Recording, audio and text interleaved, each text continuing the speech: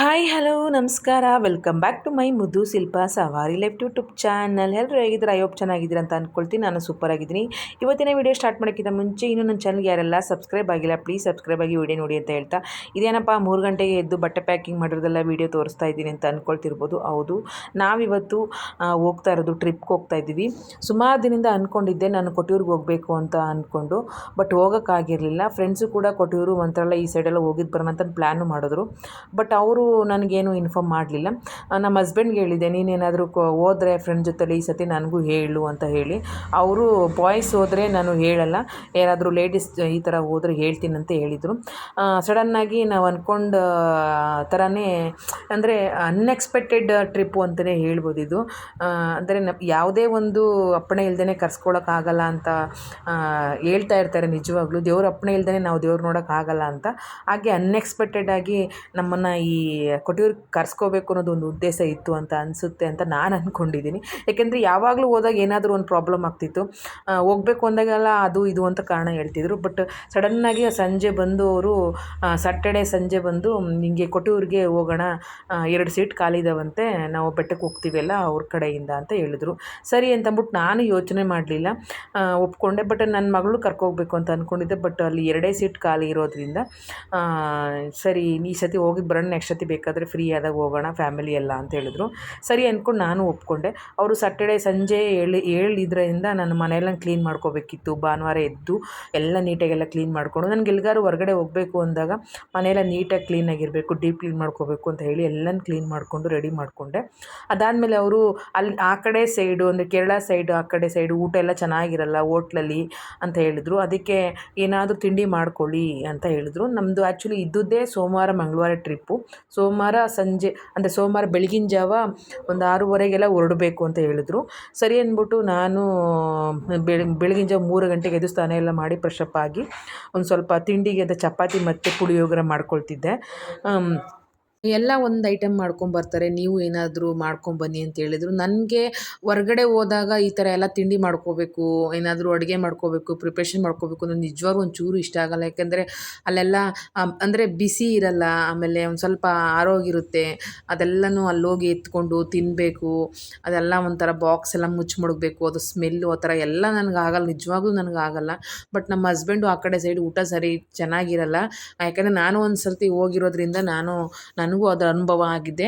ಏನಾದರೂ ಮಾಡ್ಕೊ ಪ್ಲೀಸ್ ಅಂತ ಹೇಳಿದರು. ಸರಿ ಅಂತ ಹೇಳಿಬಿಟ್ಟು ನಾನು ಚಪಾತಿ ಹಿಟ್ಟು ಮತ್ತು ಪುಳಿಯೋಗರೆ ಮಾಡ್ಕೊಳ್ಳೋಣ ಅಂತೇಳಿ, ಅಂದರೆ ಚಪಾತಿ ಸಂಜೆ ಗಂಟು ತಿನ್ಬೋದಲ್ಲ ಮಡಿಕೊಂಡು ಅಂತೇಳಿ ಚಪಾತಿ ಮತ್ತು ಟೊಮಟೊ ಗೊಜ್ಜು ಮಾಡಿಕೊಂಡು, ಅದಕ್ಕೆ ಬೆಳಗ್ಗೆಗೆ ಪುಳಿಯೋಗರೆ ಮಾಡ್ಕೊಳ್ಳೋಣ ಅಂತ ಹೇಳ್ಬಿಟ್ಟು ಪುಳಿಯೋಗರೆನ ರೆಡಿ ಮಾಡಿಕೊಂಡೆ.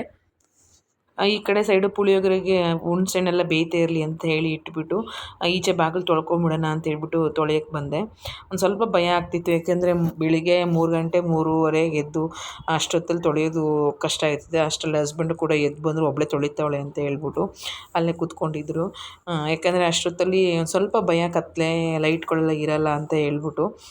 ಅಂದರೆ ನೈಟ್ ಎಲ್ಲನೂ ತೊಳೆದು ರೆಡಿ ಮಾಡ್ಕೊಂಡಿದ್ದೆ. ಬಟ್ ಫ್ರಂಟ್ ಬಾಗಿಲು ತೊಳೆದ್ಬಿಟ್ಟು ಇನ್ನೊಂದು ಸತಿ ನೀರು ಹಾಕ್ಬಿಟ್ರೆ ನನಗೆ ಸಮಾಧಾನ ಆಗುತ್ತೆ ಅಂತ ಹೇಳಿ ಎಲ್ಲನೂ ತೊಳ್ದು ರಂಗೋಲಿ ಎಲ್ಲನೂ ಹಾಕ್ಕೊಂಡೆ. ಈಚೆಗಡೆ ರಂಗೋಲಿ ಎಲ್ಲ ಹಾಕಿ ಬಂದಾದಮೇಲೆ ಅಡುಗೆ ಮನೇಲಿ ಬಂದು ಒಂದು ಸ್ವಲ್ಪ ಏನೇನು ಬೇಕು ಅಂದರೆ ಟೊಮಟೊ ಗೊಜ್ಜಿಗೆ ಏನೇನು ಬೇಕಾದ್ರೆ ರೆಡಿ ಮಾಡಿಕೊಂಡು ಅನ್ನಕ್ಕೂ ಕೂಡ ಒಂದು ಸೈಡ್ ಇಟ್ಕೊಂಡೆ. ಅಷ್ಟರಲ್ಲಿ ಹಸ್ಬೆಂಡು ಕೂಡ ಎದ್ದು ಬಂದರು. ನಾನು ಸ್ನಾನಕ್ಕೆ ಹೋಗ್ತೀನಿ ಅಂತ ಹೇಳಿದ್ರು. ಸರಿ ನೀವು ಸ್ನಾನಕ್ಕೆ ಹೋಗಿದ್ದು ಬರ್ರಿ, ಅಷ್ಟರಲ್ಲಿ ನಾನು ಮನೆಯೆಲ್ಲ ಒರೆಸ್ಕೊಂಬಿಡೋಣ ಅಂತೇಳಿ ಸ್ನಾನಕ್ಕೆ ಹೋಗಿದ್ದು ಬರೋಷ್ಟರಲ್ಲಿ ಮನೆಯೆಲ್ಲ ಒರೆಸ್ಕೊಂಡ್ಬಿಟ್ರೆ, ಅವರು ದೇವ್ರ ಫೋಟೋಕ್ಕೆಲ್ಲ ಅಲಂಕಾರ ಮಾಡಿಕೊಂಡು, ಅಂದರೆ ಹೂವನ್ನೆಲ್ಲ ಮಿಡಿಸಿ ರೆಡಿ ಮಾಡ್ಕೊಂಡಿರ್ತಾರೆ ಅಂತೇಳಿ ಅವ್ರು ಬರೋಷ್ಟರಲ್ಲಿ ಮನೆಯೆಲ್ಲನೂ ಒರೆಸ್ಬಿಟ್ಟು ಎಲ್ಲನೂ ರೆಡಿ ಮಾಡಿಕೊಂಡೆ. ಈ ಸೈಡು ನಾನೇನು ಟೊಮಟೊ ಗೊಜ್ಜಿಗೆ ರೆಡಿ ಮಾಡ್ಕೊಳ್ಳೋಣ ಅಂತೇಳಿ ಅವ್ರು ಬರೋಷ್ಟರಲ್ಲಿ ಟೊಮಟೊ ಗೊಜ್ಜಿಗೆ ಏನೇನು ಬೇಕು ಎಲ್ಲನೂ ಕೊಯ್ಕೊಂಡು ರೆಡಿ ಮಾಡ್ಕೊಳ್ತಿದ್ದೆ.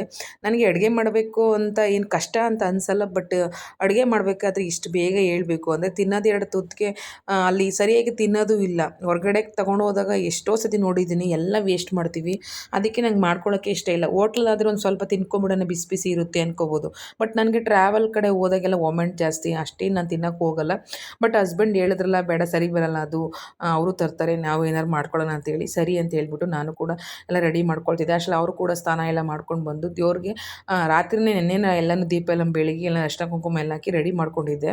ಈಗ ಅವರು ಎದ್ದು ಅಂದರೆ ಸ್ನಾನ ಎಲ್ಲ ಆದಮೇಲೆ ಫೋಟೋಕ್ಕೆಲ್ಲ ಹೂವೆಲ್ಲ ಹಾಕ್ಕೊಂಡು ರೆಡಿ ಮಾಡ್ಕೊಳ್ತಿದ್ರು. ಈ ಕಡೆ ಸೈಡ್ ಪುಳಿಯೋಗರೆ ಮತ್ತು ಟೊಮಟೆ ಗೊಜ್ಜೆಲ್ಲ ನಾನು ಒಂದು ಸೈಡ್ ಎಲ್ಲ ರೆಡಿ ಮಾಡಿಕೊಂಡೆ. ಅಷ್ಟರಲ್ಲಿ ಅವ್ರು ಪೂಜೆ ಮಾಡಿಬಿಡ್ತೀನಿ ನಾನು ಅಂತ ಹೇಳ್ಬಿಟ್ಟು ಅವರು ಕೂಡ ಪೂಜೆ ಗೀಜೆ ಎಲ್ಲನೂ ಮಾಡಿಕೊಂಡ್ರು. ಅವ್ರಿಗೆ ಒಂಥರ ಖುಷಿ, ಅಂದರೆ ಅವರು ಸ್ನಾನ ಆದ ತಕ್ಷಣ ಪೂಜೆ ಆಗ್ಬಿಡ್ಬೇಕು ಹಿಂದು ಗಂಟೆ, ಇಲ್ಲ ಅಂದರೆ ಒಂಥರ ಮನಸ್ಸಿಗೆ ಸಮಾಧಾನ ಆಗಲ್ಲ ಅಂತ ಹೇಳ್ತಾರೆ. ಸರಿ ಅಂತೇಳಿ ದೀಪ ಎಲ್ಲ ಹಚ್ಕೊಂಡು ರೆಡಿ ಮಾಡಿಕೊಂಡ್ರು. ನಾನು ಒಟ್ಟಿಗೆ ಚಪಾತಿ ಎಲ್ಲ ಒತ್ತಾದ್ಮೇಲೆ ಆಮೇಲೆ ದೀಪ ಸರಿ ಬನ್ನಿ ಅಂತ ಹೇಳಿದೆ. ಸರಿ ಅಂತೇಳಿ ಅವರು ಕೂಡ ನನಗೆ ಹೆಲ್ಪ್ ಮಾಡೋಕ್ಕೆ ಬಂದರು. ಅಂದರೆ ನಾನು ಈ ಒಬ್ಬಳೇ ಚಪಾತಿ ಹೊತ್ಕೊಂಡು ಸುಟ್ಕೊಂಡು ಲೇಟ್ ಆಗಿಬಿಡುತ್ತೆ, ನಾನು ಸ್ಥಾನಕ್ಕೆ ಹೋಗಬೇಕು ಅಂತ ಹೇಳಿ ಸರಿ ಅಂದ್ಬಿಟ್ಟು ನಾನು ಒತ್ಕೊಡ್ತಿದ್ದೆ. ಅವರು ಚಪಾತಿ ಸುಟ್ಕೊಟ್ಬಿಡ್ತೀನಿ ನಾನು, ಬಾಕ್ಸ್ಗೆಲ್ಲ ಹಾಕಿ ರೆಡಿ ಮಾಡ್ಕೊಂಬಿಡೋಣ, ಅಷ್ಟರಲ್ಲಿ ನೀನು ಫ್ರೆಶಪ್ಪಾಗಿ ಬಂದ್ಬಿಡ್ಬೋದು, ಒಟ್ಟಿಗೆ ಇಬ್ಬರು ದೀಪಾಸನ ಪೂಜೆ ಮಾಡೋಣ ಅಂತ ಹೇಳಿದ್ರು. ಸರಿ ಅಂತ ಹೇಳಿ ನಾವು ಕೂಡ ಚಪಾತಿ ಎಲ್ಲನೂ ಹೊತ್ಕೊಂಡು, ಅಂದರೆ ನಾವಿಬ್ಬರೇ ಇರೋದು, ಬಟ್ ಅಲ್ಲಿ ಎಲ್ಲರೂ ತರ್ತಾರೆ ಅಲ್ವಾ ಅಂತ ಹೇಳಿ ನಾವು ಒಂದು 10-12 ಚಪಾತಿ ಹೊತ್ಕೊಂಡು ಒಂದು ಸ್ವಲ್ಪ ಪುಳಿಯೋಗರೆ ತೊಗೊಂಡು ಬಾಕ್ಸ್ಗೆಲ್ಲನೂ ಏನೇನು ಬೇಕೆಲ್ಲ ರೆಡಿ ಮಾಡಿಕೊಂಡು ಪ್ಯಾಕು ಕೂಡ ಮಾಡಿಕೊಂಡು ಬಾಕ್ಸ್ಗೆಲ್ಲ ಹಾಕಿ ರೆಡಿ ಮಾಡಾಯಿತು. ಅಷ್ಟರಲ್ಲಿ ನಾನು ಕೂಡ ಫೈನಲಿ ಫ್ರೆಶಪ್ ಆಗಿ ಬಂದೆ. ಮೊಕ್ಕೆಲ್ಲ ಹಾಕ್ಕೊಳ್ಳೋಣ ಅಂತೇಳಿ ಒಂದು ಸ್ವಲ್ಪ ರೆಡಿಯಾಗಿ ಬಂದ್ಬಿಡೋಣ ಅಂತೇಳಿ ರೆಡಿಯಾಗಿ ಕೂಡ ಬಂದೆ ಫೈನಲಿ. ಅಷ್ಟರಲ್ಲಿ ಅವರು ಕೂಡ ಹಸ್ಬೆಂಡು ಪೂಜೆ ಸ್ಟಾರ್ಟ್ ಮಾಡ್ಕೊಂಡಿದ್ರು. ನಾವೆಲ್ಲರೂ ಹೊರಗಡೆ ಹೋಗಬೇಕು ಅಂದರೆ ನಾವು ಪೂಜೆ ಮಾಡಿ ಹೋದರೆ ಒಂಥರ ಖುಷಿ ನೆಮ್ಮದಿ ಸಿಗುತ್ತೆ ಅಂತ ಇಂದು ಫೈನಲಿ ಪೂಜೆ ಎಲ್ಲ ಮಾಡಿಕೊಂಡು ನಾವು ಕೂಡ ರೆಡಿಯಾಗಿ ಎಲ್ಲ ಪ್ಯಾಕ್ ಮಾಡಿಕೊಂಡು, ಅಂದರೆ ನಾವು ಹೋಗ್ತಾ ಇರೋದು ಒಂದು 6:30-7 ಗಂಟೆ ಆಗುತ್ತಲ್ಲ ಅಂತೇಳಿ ನಾವೇನು ತಿಂಡಿ ಗಿಂಡಿ ಏನು ತಿನ್ನೋಕ್ಕೆ ಹೋಗಲಿಲ್ಲ. ಅವರು ಕೂಡ ಒಂದು ಸ್ವಲ್ಪ ಎದ್ದ ತಕ್ಷಣ ಕಾಫಿ ಏನೋ ಕುಡಿದಿದ್ರು ಅಂತ ಅನಿಸುತ್ತೆ. ಸರಿ ಫೈನಲಿ ನಾವೆಲ್ಲ ಲಗೇಜೆಲ್ಲ ಪ್ಯಾಕ್ ಮಾಡಿಕೊಂಡು ಹೊರಟು.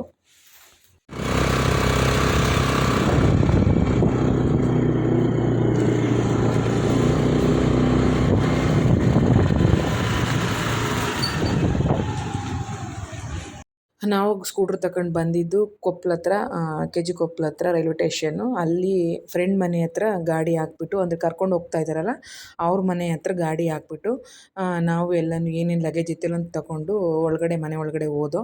ಇನ್ನೂ TT ಬಂದಿಲ್ಲ ಅಂತ ಹೇಳಿ ಅವ್ರ ಮನೆ ಒಳಗಡೆನೇ ಕೂತಿದ್ದು.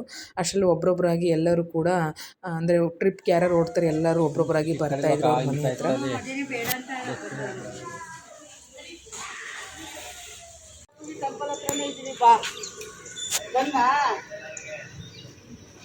ಅಂತೂ ಇಂತೂ ಹೊರಡೋಣ ಅಂತ ಸಿದ್ದಪ್ಪಾಜಿ ಹತ್ರ ಬಂದು TT ಬರಲಿ ಅಂತ ವೆಯ್ಟ್ ಮಾಡ್ತಿದ್ದೋ. TT ಬರೋ ಗಂಟೆ ಎಲ್ಲ ಕೂತ್ಕೊಂಡು ಸಿದ್ದಪ್ಪಾಜಿ ದೇವಸ್ಥಾನ ಹತ್ರ ಕೂತ್ಕೊಂಡು ವೆಯ್ಟ್ ಮಾಡ್ತಾಯಿದ್ದು. ಫೈನಲಿ TT ಕೂಡ ಬಂತು. TT ಬಂದ ತಕ್ಷಣ TTಗೆ ಅರ್ಶಿನ ಕುಂಕುಮ ಹೂವೆಲ್ಲನೂ ಹಾಕಿ ಪೂಜೆ ಮಾಡಿಕೊಂಡು ಹೊರಡೋಕ್ಕೆ ಸಿದ್ಧತೆ ಮಾಡ್ಕೊಳ್ತಿದ್ದೋ. ನಾವು ಹೋಗ್ತಾ ಇರೋದು 12-13 ಸೀಟ್ ಏನೋ ಹೋಗ್ತಾ ಇದ್ದೀವಿ, ಮಕ್ಕಳನ್ನ ಸೇರಿಸಿ 13 ಸೀಟ್ ಹೋಗ್ತಾ ಇರೋದು.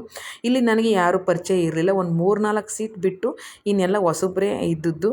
ಬಟ್ ನಾವು ಹೊರಟಾಗ ಎಲ್ಲರೂ ಹೊಸಬ್ರಿ ಅಂತ ಅನಿಸುತ್ತೆ. ಬಟ್ ಅಲ್ಲಿಗೆ ಹೋದ ಮೇಲೆ ಅಲ್ಲಿ ಏನು ಮಾತಾಡಬೇಕಾದ್ರೂ ಮಾತಾಡೋ ವಾತಾವರಣ ಆಗಿರ್ಬೋದು, ಅಲ್ಲಿ ಕಳೆಯುವಂಥ ಜರ್ನಿ ಆಗಿರ್ಬೋದು, ಅವ್ರ ಜೊತೆ ನಾವು ಟೈಮ್ ಏನು ಸ್ಪೆಂಡ್ ಮಾಡ್ತೀವಿ ಅದರಲ್ಲಿ ಎಲ್ಲ ಡಿಪೆಂಡ್ ಆಗುತ್ತೆ ಅಂತಲೇ ಹೇಳ್ಬೋದು.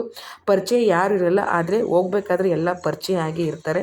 ಒಂಥರ ಖುಷಿ ಅಂತ ಅನಿಸುತ್ತೆ. ನನಗೂ ಕೂಡ ಇಲ್ಲಿ ಒಂದು 4 ಸೀಟ್ ಬಿಟ್ಟು ಇನ್ನೆಲ್ಲರೂ ಹೊಸಬ್ರಿ ಅಂತ ಅನ್ನಿಸ್ತು. ಒಂದೊಂದು ಸತಿ ಹೋದಾಗ ಒಬ್ಬೊಬ್ರು ಫ್ರೆಂಡ್ ಆಗ್ತಾರೆ, ಈ ಸತಿ ಯಾರು ಫ್ರೆಂಡ್ ಆಗ್ತಾರೆ ಗೊತ್ತಿಲ್ಲ. ಬಟ್ ಎಲ್ಲ ಒಳ್ಳೆ ವಯಸ್ಸಾದವರೇ ಇದ್ದರು. ಬಟ್ ಒಂಥರ ಎನರ್ಜಿ ತುಂಬ ಚೆನ್ನಾಗಿತ್ತು. ವಯಸ್ಸಾದವ್ರು ಇದ್ದರೂ ಕೂಡ ಎನರ್ಜಿ ತುಂಬ ಚೆನ್ನಾಗಿತ್ತು. ಏನು ಮಾಡೋಕ್ಕಾಗಲ್ಲ, ಟ್ರಿಪ್ ಅಂತ ಹೇಳಿದ್ಮೇಲೆ ಹೋಗಲೇಬೇಕು. ನಾವು ನೋಡೋ ಪ್ಲೇಸು ಅವರು ನೋಡಬೇಕು ಅನ್ನೋದು ಆಸೆ ಇದ್ದೇ ಇರುತ್ತೆ ಅವ್ರಿಗೂ ಕೂಡ. ಆಲ್ಮೋಸ್ಟ್ ವಯಸ್ಸಾದವ್ರು ಅಂತೆಲ್ಲ ಎಲ್ಲ ಯಂಗ್ ಲೇಡಿಗಳೇ ಇದ್ದರು. ಬಟ್ ತುಂಬ ಚೆನ್ನಾಗಿತ್ತು, ಮೆಮೊರಬಲ್ ಆಗಿರುತ್ತೆ ಅಂತ ನಾನು ಮುಂದಕ್ಕೆ ಅಂದ್ಕೊಂಡಿದ್ದೀನಿ. ಅದಾದಮೇಲೆ TTಗೆಲ್ಲ ಪೂಜೆ ಮಾಡಿ ಎಲ್ಲರೂ ಒಬ್ಬರೊಬ್ಬರಾಗಿ ಎತ್ಕೊಂಡು ನಮ್ಮ ಪಯಣನ ನಾವು ಸ್ಟಾರ್ಟ್ ಮಾಡ್ದೋ. ಒಬ್ಬರೊಬ್ಬರಾಗಿ ಎಲ್ಲ ಹತ್ತಾಯಿದ್ರು. ಎಲ್ಲ ನಮ್ಮ ಪಯಣ ಸ್ಟಾರ್ಟ್ ಮಾಡಿದ್ವು. ಯಾರೂ ಬೋರು ಅಂತ ಅನ್ನಿಸ್ಲಿಲ್ಲ ನನಗೆ. ಪರ್ಸ್ನಲಾಗಿ ಅನಿಸಿದ್ದು ಅಷ್ಟು 13 ಸೀಟು ಕೂಡ ಹೆಂಗಾಗಿದ್ರು, ಅಂದರೆ ಏನು ವಯಸ್ಸಾದವರೇ ನಾವು ಕರ್ಕೊಂಡು ಹೋಗಲ್ಲ, ಯಾಕೆಂದರೆ ಹೋಗೋಕ್ಕೆ ಆಗಲ್ಲ ಒಬ್ರೊಬ್ರಿಗೆ ಅಂತೇಳಿ. ಬಟ್ ಚೆನ್ನಾಗಿರುತ್ತೆ ಜರ್ನಿ ಅಂತ ಅಂದ್ಕೊಂಡಿದ್ದೀನಿ. ಅದಾದಮೇಲೆ ಹತ್ತಿ ಒಳಗಡೆ TT ಎಲ್ಲ ಕೂತ್ಕೊಂಡು ನಾವು ಹೊರಡಬೇಕಾದ್ರೆ ಒಬ್ರು ಹೇಳಿದ್ರು, ನಾನು ಇನ್ಸ್ಟಾಗ್ರಾಮಲ್ಲಿ ನೋಡಿದ್ದೀನಿ, ನೀವು ವೀಡಿಯೋ ಮಾಡ್ತೀರಾ ಅಲ್ವಾ ಅಂತ ಕೇಳಿದ್ರು. ನನಗೆ ಸಿಕ್ಕಾಪಟ್ಟೆ ಖುಷಿ ಆಗ್ಬಿಡ್ತು. ಯಾವಾಗಲೂ ನನ್ನ ಫ್ರೆಂಡ್ ಅಂತ ಇರ್ತಾಳೆ, ಮೇಲೆ ಕೇರಿಸ್ಬಿಡಿ ಅವಳನ್ನ ಮೇಲೆ ಕೊಂಡೋಗ್ಬಿಡ್ತಾಳೆ ಅಂತ ಹೇಳಿ. ನಿಜವಾಗ್ಲೂ ನಂಗೊಂಥರ ಖುಷಿ ಆಯಿತು. ಯಾಕಂದರೆ ಇಲ್ಲಿ ನಾನು ಹೋಗಿದ್ದ ಟ್ರಿಪ್ಪಲ್ಲಿ ನನಗಿಲ್ಲಿ ಯಾರೂ ಪರಿಚಯ ಇರಲಿಲ್ಲ. ಹೊಸಬ್ರು 4 ಮಂದಿ ಬಿಟ್ಟು ಇನ್ನೆಲ್ಲರೂ ಕೂಡ ಹೊಸಬ್ರೇ ಇದ್ದದ್ದು. ಅವ್ರು ನಾನು ಕೇಳಿದಾಗ, ನೀವು ಇನ್ಸ್ಟಾಗ್ರಾಮಲ್ಲಿ ವೀಡಿಯೋ ಮಾಡ್ತೀರಲ್ವ ಅಂತ ಕೇಳಿದಾಗ ಸಿಕ್ಕಾಪಟ್ಟೆ ಖುಷಿ ಆಯಿತು. ಖುಷಿ ನಿಜವಾಗ್ಲೂ ಏನು ಮಾತಾಡಬೇಕು ಅಂತಲೇ ಗೊತ್ತಾಗಲಿಲ್ಲ. ಥ್ಯಾಂಕ್ ಯು ಸೋ ಮಚ್, ನಂದು ನೀವು ಫಾಲೋ ಮಾಡ್ತಾಯಿದ್ದೀವಿ, ಖಂಡಿತ ಫಾಲೋ ಮಾಡ್ತಾಯಿದ್ದೀವಿ ಅಂತ ಹೇಳಿದ್ರು. ಥ್ಯಾಂಕ್ ಯು ಅಂತ ಹೇಳ್ಬಿಟ್ಟು ನನಗೆ ನಿಜವಾಗ್ಲೂ ಖುಷಿ ಆಯಿತು. ಅದಾದಮೇಲೆ ನಾವು ಹೊರಟಿದ್ದು, ನಾವು ಫಸ್ಟು ಅಲ್ಲೇ ಕೊಪ್ಪಳ ಹತ್ರ ನಾವು ಸಿದ್ದಪ್ಪ ದೇವಸ್ಥಾನದ ದರ್ಶನ ಮಾಡಿಕೊಂಡು ನೆಕ್ಸ್ಟು ನಾವು ಹೊರಡ್ಬೇಕಾದ್ರೆ ಪಿರಿಯಾಪಟ್ಟಣ ಹತ್ರ ಅಂದರೆ ನಾವು ಹೋಗಿದ್ದು ಏನು ಸೋಮವಾರ ಅಮಾವಾಸ್ಯೆ ಆಗಿರೋದ್ರಿಂದ ಅಲ್ಲಿ ಪಿರಿಯಾಪಟ್ಟಣ ಹತ್ರ ದೇವಸ್ಥಾನ ಇತ್ತು. ಆ ದೇವಸ್ಥಾನಕ್ಕೆ ಹೋಗ್ಬೇಕಾದ್ರೆ ಅಲ್ಲೇ ಹೋಗ್ಬೇಕಾದ್ರೆ ದರ್ಶನ ಮಾಡ್ಕೊ ಹೋಗೋಣ ಅಂತೇಳಿ ಅಲ್ಲಿ ನಿಲ್ಲಿಸಿದ್ರು. ನೆಕ್ಸ್ಟ್ ಫಸ್ಟ್ ಪ್ಲೇಸ್ ಅಂತಲೇ ಹೇಳ್ಬೋದು ಅವರು ಪಿರಿಯಾಪಟ್ಟಣ ಹತ್ರ ದೇವಸ್ಥಾನ. ಅಲ್ಲೂ ಹೋದೋ ಸಿಕ್ಕಾಪಟ್ಟೆ ರಶ್ ಇತ್ತು. ಅಮಾವಾಸ್ಯೆ ಅಂತೇಳಿ ಸಿಕ್ಕಾಪಟ್ಟೆ ರಶ್ ಇತ್ತು. ಆದರೂ ಕೂಡ ಆ ರಶಲ್ಲಿ ಬಂದಿದ್ವಿ, ಹಿಂದಕ್ಕೆ ಹೋಗಬಾರ್ದು ಅಂತೇಳಿ ದರ್ಶನ ಕೂಡ ಮಾಡಿಕೊಂಡು ನಾವು ನೆಕ್ಸ್ಟ್ ಹೊರಟು. ದರ್ಶನ ಎಲ್ಲ ಮಾಡಿಕೊಂಡು ನಾವು ನೆಕ್ಸ್ಟು ಹೊರಡ್ಬೇಕಾದ್ರೆ ಒಂದು ಪ್ಲೇಸ್ ಚೆನ್ನಾಗಿ ಕಾಣಿಸ್ತಾ ಇತ್ತು. ಅಂದರೆ ತಿಂಡಿ ತಿನ್ನೋಕ್ಕೆ ಒಳ್ಳೆ ಪ್ಲೇಸ್ ಅಂತ ಕಾಡು ಮಧ್ಯ ಒಂಥರ ಚೆನ್ನಾಗಿತ್ತು ಪ್ಲೇಸು. ಕೋತಿಗಳು ಸಿಕ್ಕಾಪಟ್ಟೆ ಇದ್ದು, ಆದರೂ ಚೆನ್ನಾಗಿತ್ತು ಪ್ಲೇಸು ಅಂತ ಹೇಳಿ ಕುತ್ಕೊಳ್ಳೋಕ್ಕೆಲ್ಲ ಚೆನ್ನಾಗಿದೆ, ನೀರು ವ್ಯವಸ್ಥೆನೂ ಇತ್ತು ಅಂತ ಹೇಳಿ ತಿಂಡಿ ಮಾಡೋಣ ಅಂತೇಳಿ ಅಲ್ಲೇ ಗಾಡಿ ನಿಲ್ಲಿಸಿ ನಾವು ದೇವಸ್ಥಾನ ಒಳಗಡೆ ಬಂದು ಎಲ್ಲ ಅವ್ರು ತಂದಿರುವಂಥ ತಿಂಡಿಗಳನ್ನ ತಗೊಂಡು ಎಲ್ಲ ಓಪನ್ ಮಾಡ್ಕೊಂಡು ತಿಂತಾಯಿದ್ರು. ನನಗೆ ಆಗಲೇ ಒಂಥರ ಹೊಟ್ಟೆ ಎಲ್ಲ ಕಲಿಸ್ತಾ ಇತ್ತು, ವಾಮಿಟಿಂಗ್ ಆದಂಗೆ ಆಗ್ತಿತ್ತು. ಬಟ್ ತಿನ್ನೋಕ್ಕಾಗ್ತಿರ್ಲಿಲ್ಲ. ಅಂದರೆ ನನ್ನ ಮಾತ್ರೆ ನುಂಗಿರೋದ್ರಿಂದ ನನಗೆ ವಾಮಿಂಟ್ ಬಂದಂಗೆ ಆಗುತ್ತೆ, ಬಟ್ ಬರಲ್ಲ. ಮಾತ್ರೆ ನುಂಗಿದ್ನಲ್ಲ ಅದೊಂದು ಸ್ವಲ್ಪ ಏನು ಅನ್ನಿಸ್ತಿರ್ಲಿಲ್ಲ. ಸರಿ ಅಂತೇಳಿ ನಾವು ಫಸ್ಟು ಆ ಪುಳಿಯೋಗರೆನ ಹಾಕೊಳ್ಳೋಣ ಅಂತೇಳಿ ಪುಳಿಯೋಗರೆ ಹಾಕ್ಕೊಂಡು ತಿಂದ್ಕೊಂಡು ನೆಕ್ಸ್ಟು ನಾವು ಪಯಣನ ಸ್ಟಾರ್ಟ್ ಮಾಡಿಕೊಂಡು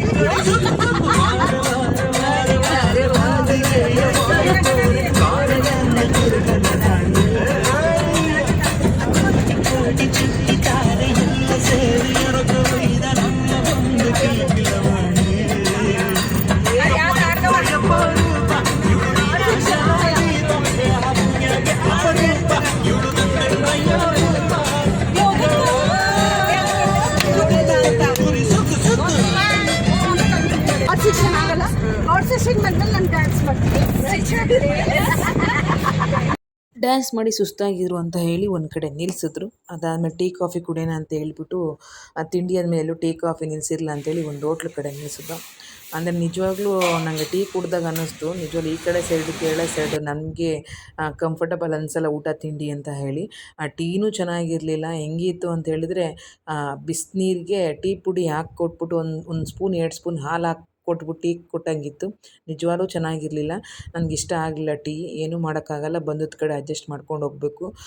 ಹೋಗ್ತಾ ಆ ಪ್ಲೇಸ್ಗಳು, ಆ ಹಸಿರು ಅಂದರೆ ಆ ಕಡೆ ಸೈಡ್ ಏನಪ್ಪ ಇಷ್ಟ ಅಂತಂದರೆ ಆ ನೇಚರ್ ಅಂತಲೇ ಹೇಳ್ಬೋದು. ಆ ನೇಚರ್ ನಿಜವಾಗ್ಲೂ ಹೆಂಗಿತ್ತು ಅಂದರೆ ಆ ಕಾಡು ಮಧ್ಯ ಮನೆಗಳು, ಆ ತೋಟಗಳು, ಕಾಫಿ ತೋಟಗಳು, ಆ ಮೆಣಸಿನ ಗಿಡಗಳು ಅಂದರೆ ವಂಡರ್ಫುಲ್. ನಿಜವಾಗ್ಲೂ ಆ ಪ್ಲೇಸ್ ನೋಡೋಕ್ಕೆ ಹೋಗಬೇಕು ಅಂತ ಅನಿಸುತ್ತೆ. ಆ ಕಡೆ ಸೈಡು ಊಟ ತಿಂಡಿ ಹೇಗಿರುತ್ತೋ ಗೊತ್ತಿಲ್ಲ, ಬಟ್ ನೇಚರ್ ಅಂತೂ ಬ್ಯೂಟಿಫುಲ್ ಆಗಿರುತ್ತೆ. ನಾವು ನೆಕ್ಸ್ಟ್ ಬಂದಿದ್ದ ಪ್ಲೇಸ್ ಬಂದು ಮಡಾಯಿ ಕಾವು ಭಗವತಿ ದೇವಸ್ಥಾನ. ಇಲ್ಲಿ ದುಷ್ಟಶಕ್ತಿ ಸಂಹಾರ ಪೂಜೆ ಅಂತಲೇ ನಡೀತದೆ. ಇಲ್ಲಿ ಪ್ರಸಾದವಾಗಿ ಚಿಕನ್ನ ನೀಡ್ತಾರೆ. ಇಲ್ಲಿ ದುಷ್ಟಶಕ್ತಿ ಓಡಿಸಲು ಪೂಜೆಗಳನ್ನ ಮಾಡ್ತಾರೆ ಅಂತ ಆಗ್ಲಿಂದ ಹೇಳ್ಕೊಂಬರ್ತಾರೆ. ನಾವು ಬರೋಷ್ಟರಲ್ಲಿ ಟೈಮ್ ಆಗೋಗಿತ್ತು, 12:30 1 ಗಂಟೆ ಆಯಿತು. ಬರೋಷ್ಟರಲ್ಲಿ ಬಾಗಿಲು ಕ್ಲೋಸ್ ಆಗಿತ್ತು, ದೇವಸ್ಥಾನ ಕ್ಲೋಸ್ ಆಗಿತ್ತು.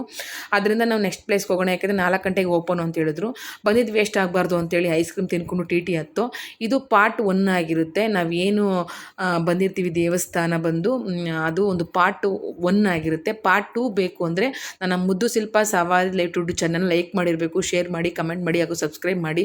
ಹೆಚ್ಚು ವೀಡಿಯೋ ಮಾಡೋಕ್ಕೆ ಅವಕಾಶ ಮಾಡಿಕೊಡಿ. ಇದು ಪಾರ್ಟ್ 1 ಆಗಿರುತ್ತೆ.